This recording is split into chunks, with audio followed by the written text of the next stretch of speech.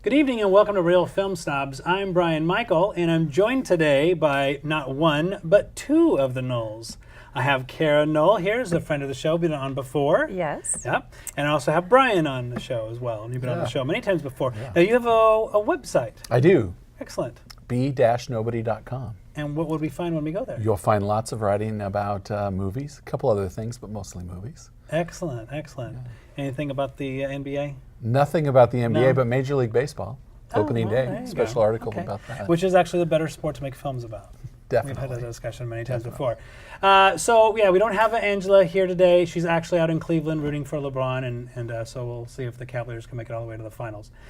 So our first movie for today that we're going to review is Alien Covenant. This is a long-awaited sequel to Prometheus, prequel to Alien, part of the new trilogy that's going to be happening before Alien. Did I lose you yet?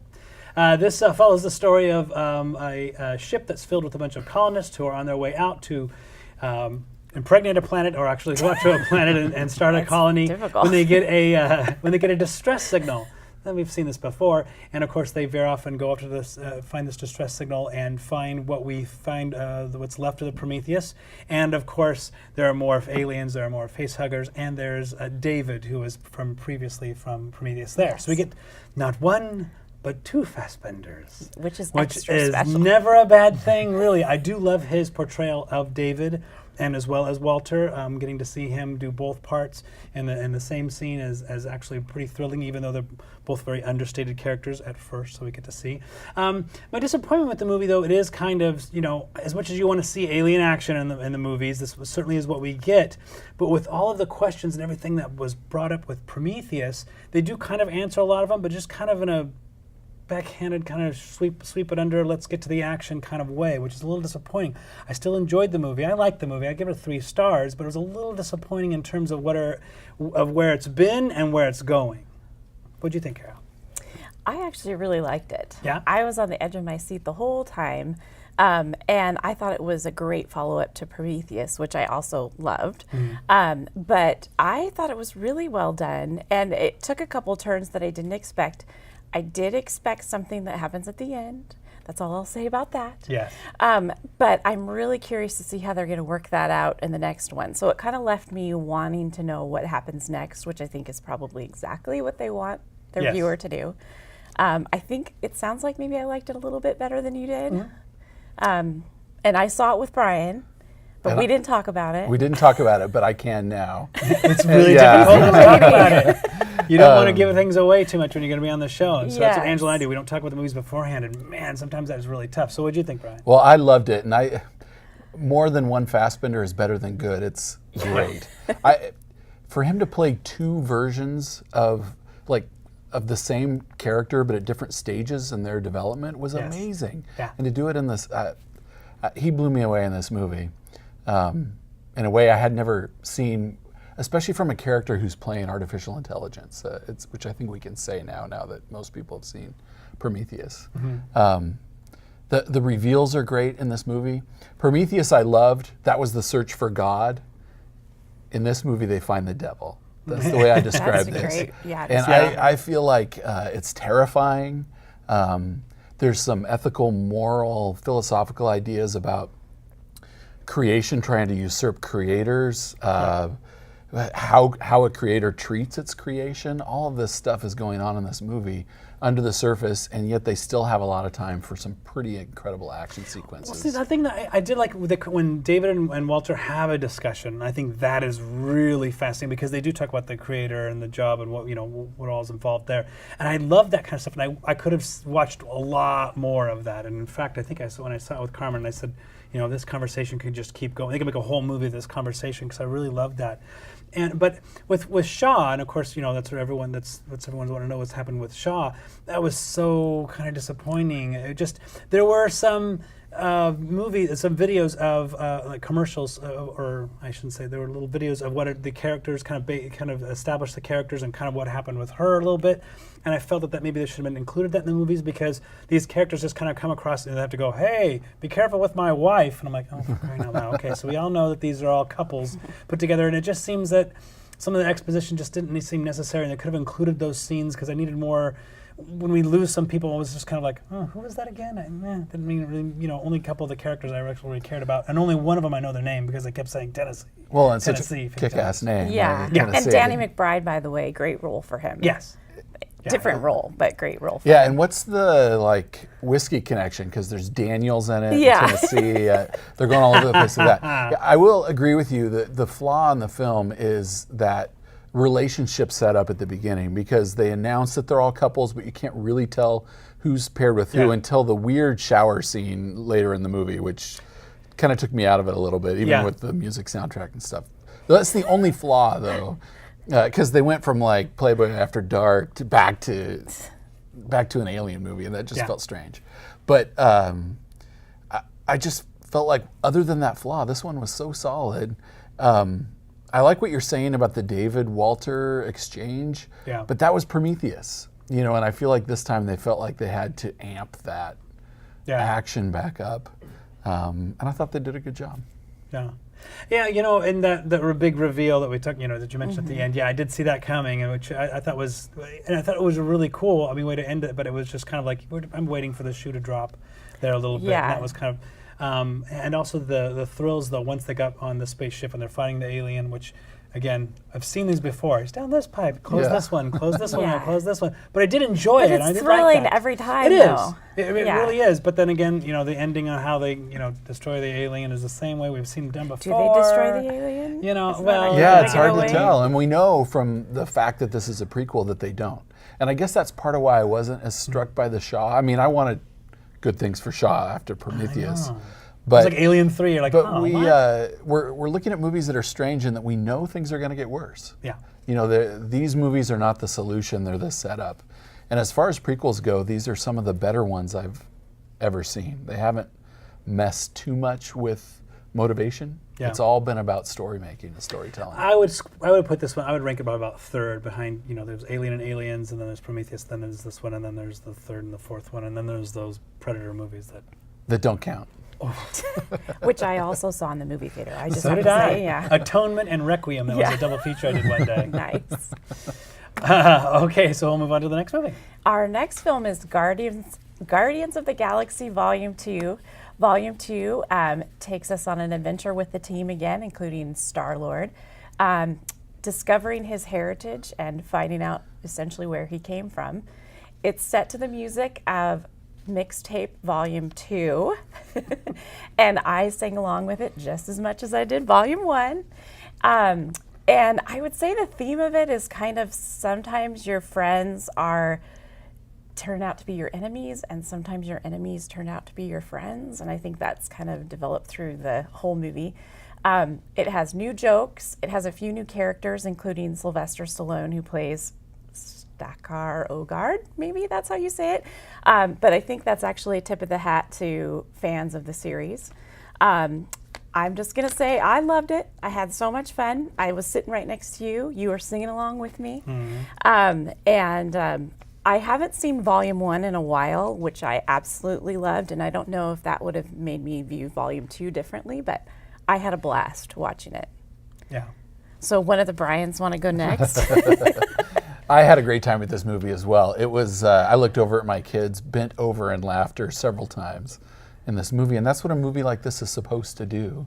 I have very little to complain about other than some Marvel stuff, but it's funny, it's entertaining, it's got Kurt Russell. There are so many ways that you could go wrong in this, and they don't take a wrong turn at any step, I don't feel, in this movie. I did watch the first one right before watching the second one, and it holds up great next to it. That's awesome. The characters, there's a clear through line for these characters. They take stuff from the first movie, build on it in the second movie.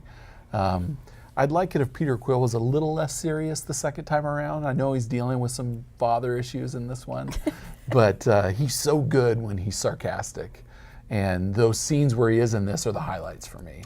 Yeah, and my complaint about the movie is that we don't have enough Star-Lord in this. Yeah. And then what this movie does, what Star Trek Beyond did, is it took this great team who works really well together and has a great chemistry, and splits everybody up. And it was like, oh no, no, no. See, Drax is way funnier when he's with everyone else, and they all kind of offset one another. And so Star-Lord kind of spends a lot of his time with Kurt Russell, which is, on paper sounds like a great idea, but there just seems like it's kind of these long monologues that he gets to do, and it gets a little bloated with the special effects, which, it's kind of funny because I know the first one had a lot of green screen. It was almost entirely green screen, obviously, but this one felt a lot more CG, but I do enjoy the characters. I just wish they had stayed together a little bit more. I did enjoy the movie. Right after we have the little intro when they do Kurt Russell as a younger man, which of course we all know what he looks like. Yeah. Like, fine, whatever. Once that hits, it's just nonstop laughter for a good 30 minutes, and the opening credit scene is probably one of the best since Deadpool and since Zombieland. I mean, it's just. Oh yeah. I laughed so hard, and the one thing that Angela never quite gets is how this movie, thumbs its nose at special effects, because the entire time there's this big, huge battle going on in the background, but we're following Groot singing along to Mr. Brightside, and it's hilarious. Yeah. Oh my gosh, it's so funny. So that third act gets a little long. And we're dealing with, I understand the things that they're dealing with. Some of it's a little bit repetitive, and we know they're going to get back together. But it just seems I prefer them working and dealing things together more, and I really enjoy that. But I mean, James Gunn is doing a fantastic job of dealing with this big. He seems to be the only director who has his personal stamp on the Marvel universe right now. Oh, because absolutely. Everyone else has been. I think it's they're going by the formula. Experience with writing Scooby-Doo. I really think that's what took him over the edge. Well, and how about his brother? His brother is in the movie. He does all the physical work that they use for the raccoon. Yes. Yeah. Or the trash panda, as he's called in this Trash movie. Panda. Oh my God. And then he's great as a character in this film too. So the guns are on it as far as this goes. My only complaint, it's similar to yours, and it's a complaint about all the Marvel movies, is space looks so bad in these movies, especially when you see Alien right after or near it. How good space looks. The scenes where they're like sitting on a rock chatting in outer space, they just look goofy. And I understand that they're going for a comic book feel, but these are the movies. You can do so much more, and they have the means to do it. Sure. But they're making those scenes look flat, and that's my only complaint. And I don't think that's a Gunn decision. I think that's a Marvel thing, because all of them look this way. Yeah, I would say this is probably one of the better of the Marvel Universe movies. I think the Guardians of the Galaxy is the ones that look the best. They're the most colorful and vibrant. Well, especially when they get to the planet. Oh, God. Yeah, well, and one thing I will add about the separation of the characters, they're not only setting us up for Volume 3, but for the Avengers, and the sisters kind of being separate is going to be really important, I think, in the Avengers. So that's something that they may have done intentionally just to give us backstory for when we hit that movie, which we will be, by the way. Oh, yeah. Yeah. Oh, no, that's coming. Plus, you get Drax with Mantis. Yeah. That stuff is really funny. Yeah. And you get the, I don't know why I've forgotten the raccoon's name, but Rocket. You get his stuff, his like connection with the Michael Rooker character, and I don't know if you get that if they're all together. I think they needed to build on that. Well, that could be true. But this was just a great time at the movies. I mean, this is a perfect B movie. Mm-hmm. Yeah, it's really what it is. And I do a lot of personal growth with these things. Can the next one just be an adventure? Can it just be an adventure? Yeah, I don't want any. Yeah, we don't need any of the psychology. Who's my stuff. father? Yeah, What's going on? He may be. You're my father, real my dad. daddy. Yeah. Which we all kind of saw it, and I was like, you didn't have to spell that out. No, I know. That Yeah, that had was to be pretty said. clear. I was like, no, I get what's going on. We got that. But I'm Mary Poppins, y'all. Oh, that was one of the best. Yeah. It's one of the best movies ever. Best lines ever. Yeah, absolutely. Too good. Michael Rooker needs to be in more movies. I know.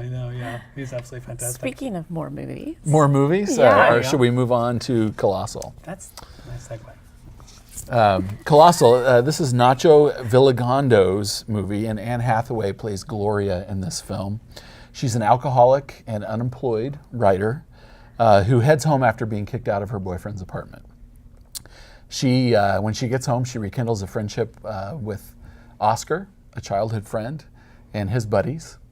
And she's an alcoholic, but she gets a job at the bar. They hang out at the bar all the time, kind of drinking the night away, having fun. It feels like maybe it's going to be a young adult style movie where, the girl who goes off comes back home. But this movie takes a turn because one night when Gloria is stumbling home through the playground, she realizes that she is actually also manifesting herself as a monster in Seoul, South Korea, wreaking havoc as she walks innocently, stumbling through this playground. The movie then takes another turn, however, and uses the monster as a metaphor for a film on abusive relationships. And Bryan and Kara, I'm wondering, is this what you want out of your monster movie? And what did you think of Colossal? I'm trying to think of what they call the giant monsters, and I'm blanking. Kyojo is what I want to say. Boy, I'm going to get emails on that one. I love the premise of this. It's like, all of a sudden, because she goes out and she drinks and she stumbles through this park, that all of a sudden, this is what happens over there. And, on paper, I'm like, what? And the first early reviews, I actually heard of this movie, they were giving it really bad reviews. But the premise is just too good. I'm like, no, I gotta see this because I like the people. Jason Sudeikis.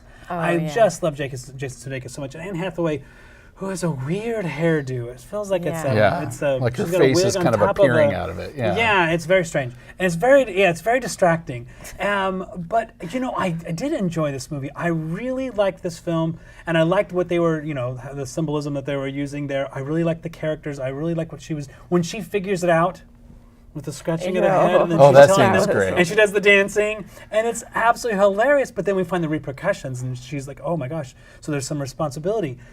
This film, it happens. It's the third act is not unexciting, but it takes a turn, especially with one of the characters that I went, "Wait, what? No, wait, what? No, no, no, no," and it just was too sudden, it was too quick, and it just was like, it just didn't work. There was too quick of a turn there, and they kind of showed how the underlining of this character all of a sudden to change those colors just wasn't enough there. And so I do enjoy the movie. I can recommend the movie. I give it 3 stars.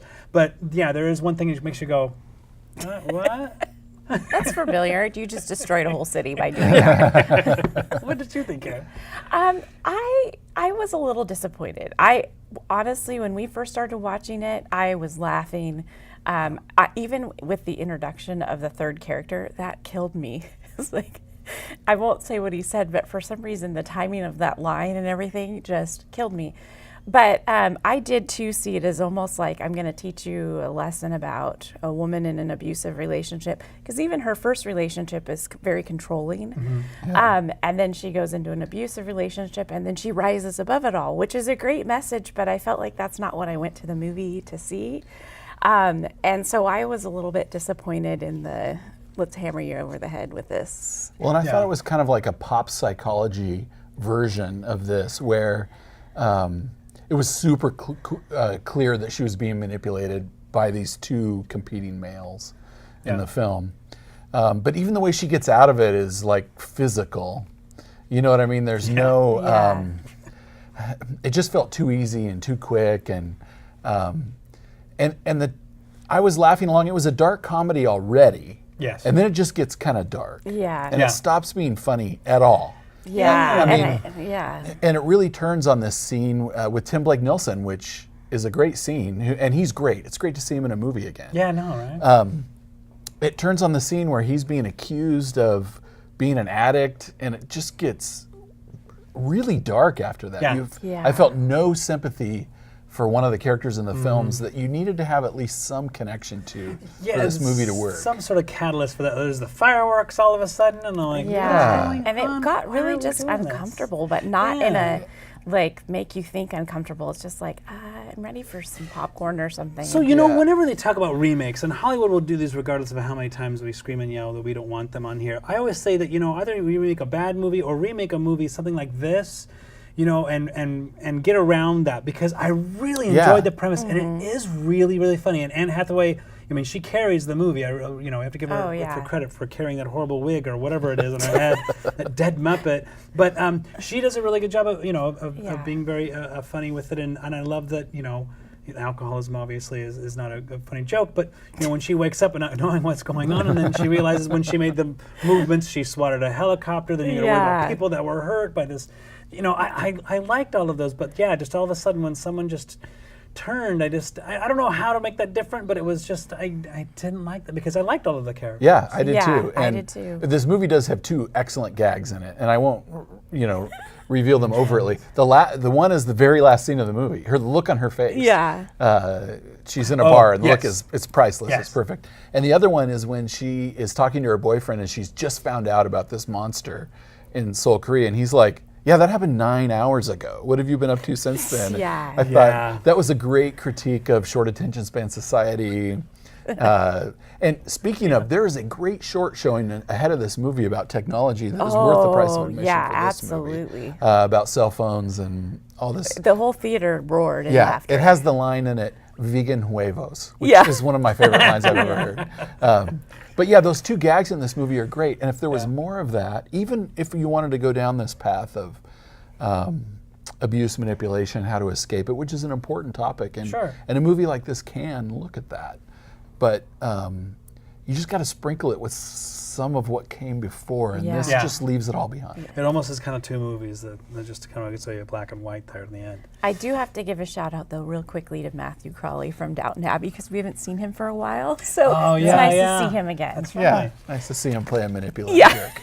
So, speaking of movies that take a turn or mashing 2 genres together, and I mean this in a good way, we're going to talk about Bone Tomahawk. And if you watch the show obsessively, like some of you may have, which is why I stay home sometimes. This I have talked about when we talk about streaming films that were available, and I really enjoyed this film. And I know that both of you had seen it, so when we talked about you guys coming on the show, I thought, we got to review this film.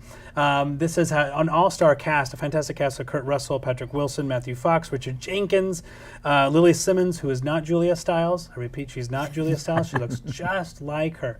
And what this is Kurt Russell's the sheriff. He puts together a band of 4 men all together who go out and look for captives who have been captured by cannibalistic cave dwellers. Did you get that? Cannibalistic cave dwellers. That Well is, said. yeah, that's going to be the name of my punk rock group. And it matches up 2 genres of being a Western, of them putting these people together, getting these guys together, making this journey on horseback, then on foot, and the different things that happen in the middle of the night when you're out in the middle of nowhere. And then the second half finds when they get to the cannibalistic cave dwellers, that is very intense. It's very exciting, and there is some gore that is involved. And I will say this to you, viewer: it is not for the faint of heart, and you will see something that you will not be able to unsee ever. And I've never seen anything like this in a film. And when I saw it the first time, my jaw hit my lap, and I thought, "Oh my God, are you kidding me?" This is a film made on a $1.7 million budget, and no one saw it. And I really enjoyed this man. film. What'd you think? I'm with you. I almost feel guilty saying I enjoyed it because it is one of the most brutal movies I've ever seen in my life, and I have seen very brutal movies. But You have. yeah. But it is so, it stuck with me because of the brutality, but it also stuck with me because it was just such an interesting story that I hadn't seen before. Like, I don't think in any other movie quite like it. Richard Jenkins, for me, steals the show. At first I was like, that's somebody familiar. Who disappears. is that? And he is amazing.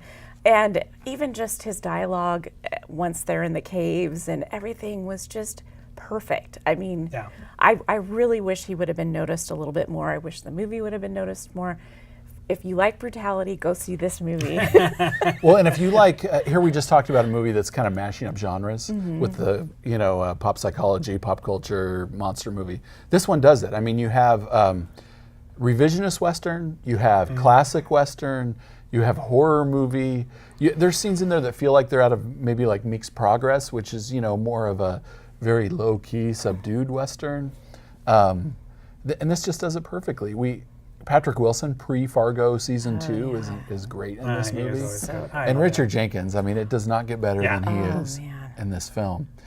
There's 2 scenes, though. You've talked about the brutality, and I hope that those will fade in my mind with senility, because I wish I hadn't seen those 2 scenes, but I mean, they're kind of important. After one of the brutal scenes, though, a great example of Richard Jenkins being so good is they have this long conversation about a flea circus. Oh, yeah. Right after the most brutal scene of the movie, and you can tell that he's just trying to slide away from what just happened. And it's really like an act of grace on his part. His Yeah. character has such depth in this movie.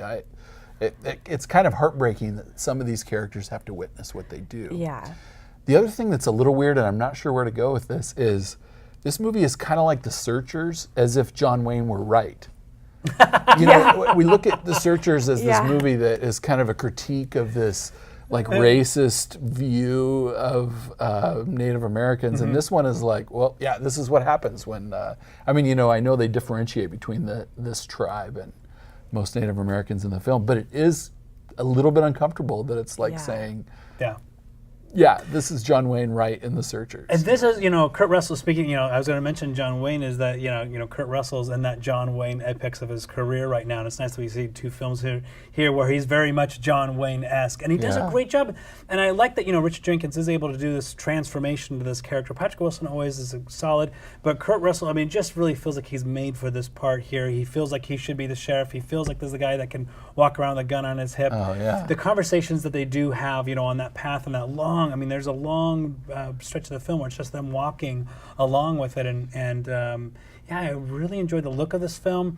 It doesn't look like it was made for $1.7 million. It looks very fantastic. Oh my goodness. The dialogue to me, there's times where it's absolutely great, and there's other times where it works just fine. It's very realistic, and they could have, you know, if they really wanted to, if this was you know, a bigger Hollywood production, there would have been a lot more close-ups and slow motions and the turning, because a lot of times like when they're sleeping in camp and they've set up a perimeter line with bells, and as soon as the bell rings, he just jumps up and shoots. You know, in another film, which might have been more realistic, but in another Hollywood film, they would have things drawn out, and they would have you know, had a little close-ups, and so it was nice to see this. It's just it's very different. I would say this is the movie Quentin Tarantino wished he could have made when he made Hateful Eight. It is better, much better than that film. I have to say real quickly, the sound editing on that too, or the sound, Oh, yeah. horrifying. Yeah. Very, very scary. Yeah. Okay, well then this is going to wrap us up. That went by awfully quick with just the three of us and 4 movies. I want to thank you both for coming on the show. Bryan, your website again is? b-nobody.com or search for b.nobody on Twitter. You can Nobody. for updates. And as always, certainly you can visit our website at realfilmsubs.com and submit a viewer's pick. We certainly want to like us on Facebook, follow us on Twitter. Or is it the other way around? I always never remember. You can listen to us on KMUZ as well. We want to thank our wonderful sponsors, our hardworking crew. Angela, I'm sure the Cavaliers are going to make it, and we'll see you the next time. They're going to make the finals. And as always, thank you for watching. Have a great day and great movies.